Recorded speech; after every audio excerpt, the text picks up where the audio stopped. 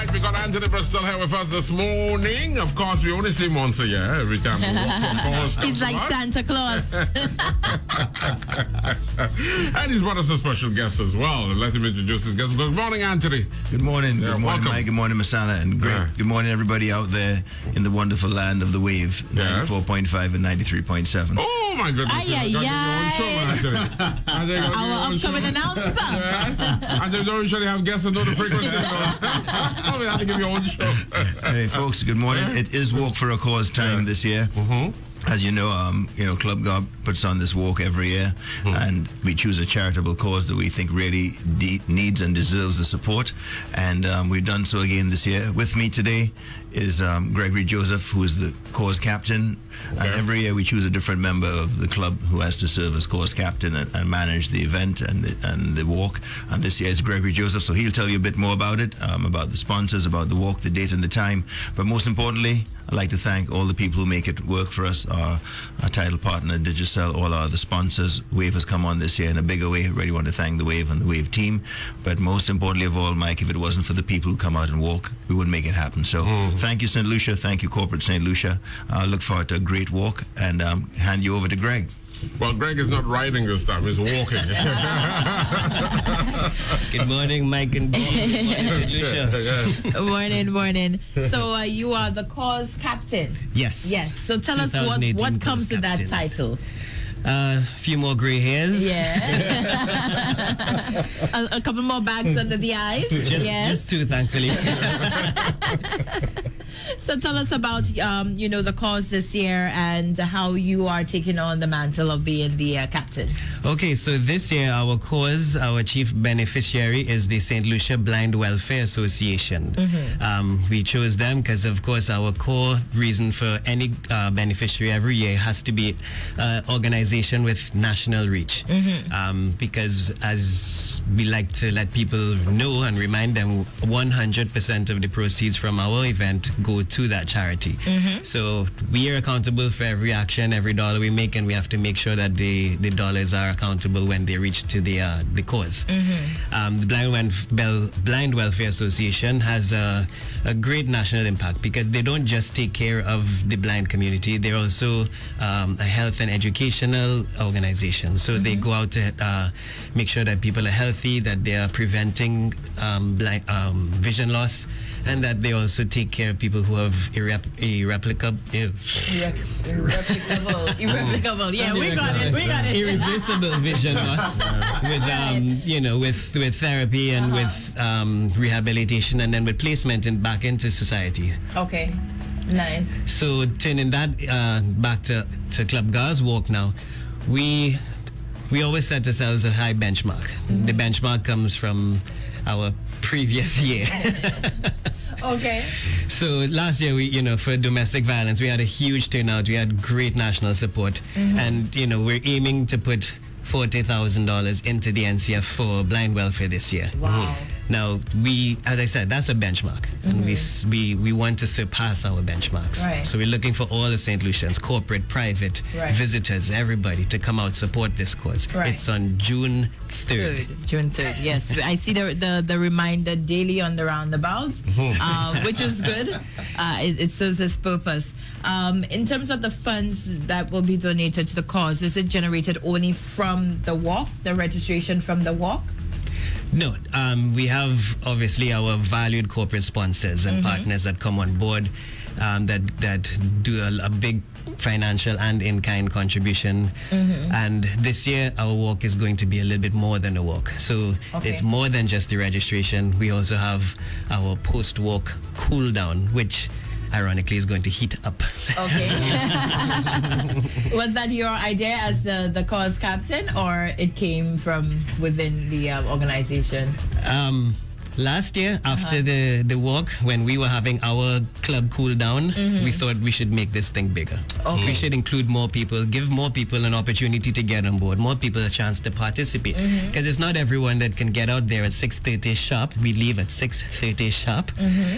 But they still want to contribute. Yeah. So, there are some people who will buy a package and say, well, I'm doing it to support, but I can't walk. But Right. we want these people to feel involved, to get some buy-in on it. So that's where the post-walk walk event came up. So people who can't make it too early but still need to come out, still want to be, visually there and take part and still get something back. Our Postwalk event is at Borderage at the finish line. Okay. Where people who did not participate in walk can also buy in on it. And they can pay the same $30 as the registration walkers, and they get to participate in the event as well. Nice. All right. So it's kind of like a 2-in-1. It is definitely a two-in. It's your Sunday morning to the fullest. Let's talk about the route this year for the walk. Where we starting, where we ending? Okay, so Walk for a Cause, walk number 4 for a cause is based on 4 miles. It's a benchmark that some organizations give themselves in order to be able to understand their fitness level. So it's exactly 4 miles. So we have the same route as previous years from the VG roundabout to the club headquarters in Borderage, downstairs Bell's Gym if you're not familiar. Okay. All right. That's not bad. It's very awesome. It's the shortest walk with the greatest impact. Yeah. It's the best thing about those 4 miles. When you get to Borderage and you see that Mongereau Hill, don't go up, turn left. That's a good one. The hills are not involved. Yeah. Nice. It is a good cause, the St. Lucia Blind Welfare Association, because they've been going through some turbulent times in terms of financing this year. Yeah, I think they've like a lot of organizations, as international priorities have changed and we have global refugee issues and so on, the international donors will change their priorities, and so they've lost some funding. I think what they have to do now is really raise their awareness, engage society as best as possible, have discussion with the government as well, but really try and get out there, because the work they do is life changing. There's a lady who I know quite well who actually works in the company with which I'm associated, and her daughter has a major problem with her eyes. She wouldn't be able to afford the surgery, but this surgery is being provided to her by world-class optical surgeons who are flying into St. Lucia, and the surgery being provided to her at like $250 EC, which there's no way in the world that's what the cost would be.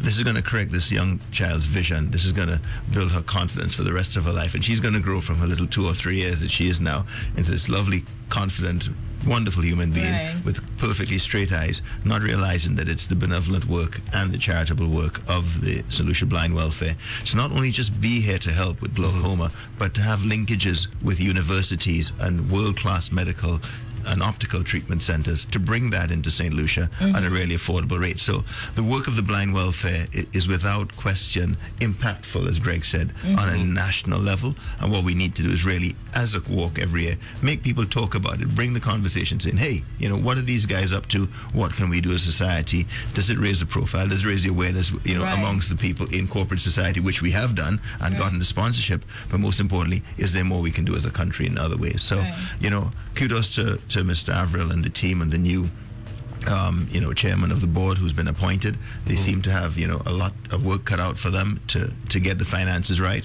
but from an impact and charitable beneficial purpose.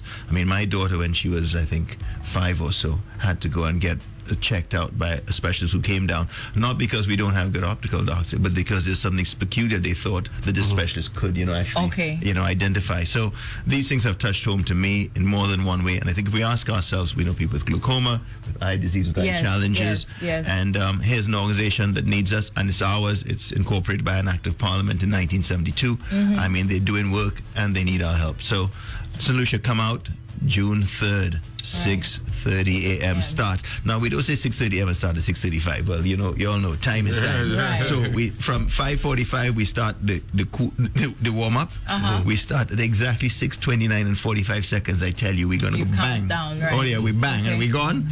Always want to thank the Royal St. Lucia Police Force who have always come out and supported us. I mean, the traffic department. And that too is important. So you have to ensure that you commence on time. Oh yeah, we commence on time because the officers, are taking the time off their Sundays to help us.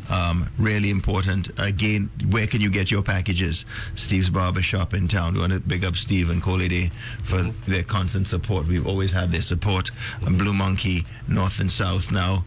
Bread Basket. Want to thank all these people who've always been on board. And again, if you have a problem, 717-9650 and 714-6969. Give us a call. We will answer your call. We'll come out to you. We'll get you the packages wherever you are.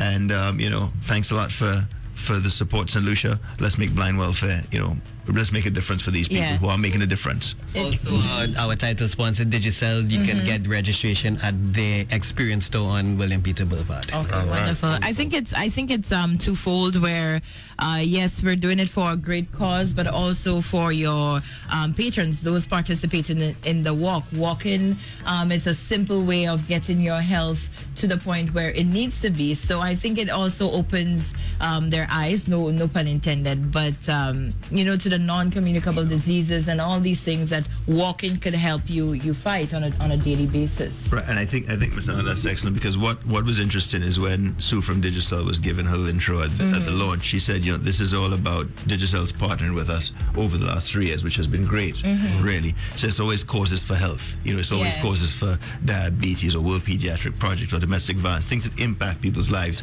But what's important, as you say, is not only eye issues result and flow from things like diabetes. They flow from a whole range of other things that can be prevented. So this walk in this health consciousness is all consistent with our messaging, and obviously and thankfully consistent with our title sponsors, messaging, and also those of the rest of the corporate St. Lucia who have come out to say, let's make a difference and let's certainly assist this charity. All All right. Well, we were looking forward to the date, June 3rd. Again, registration $30 per person. Children 12 and under. Make it a family affair. The teams of 10 were $25 per person. And in support of the St. Lucia Blind Welfare Association, Club GAR Digicel Walk for a Cause 2018. I want to thank you for being with us. And today, someone said it's a long time they haven't heard Anthony. Well, he's there once a year. Once a year, Santa. We're trying to get him twice. And Gregory, of course, making his debut. I think Gregory's making his debut. So we're looking forward to having you guys on again. Yeah? Thank you very much. Thanks a lot, Mike. Thanks a lot, Masana. And thanks again to The Wave. All the best, guys.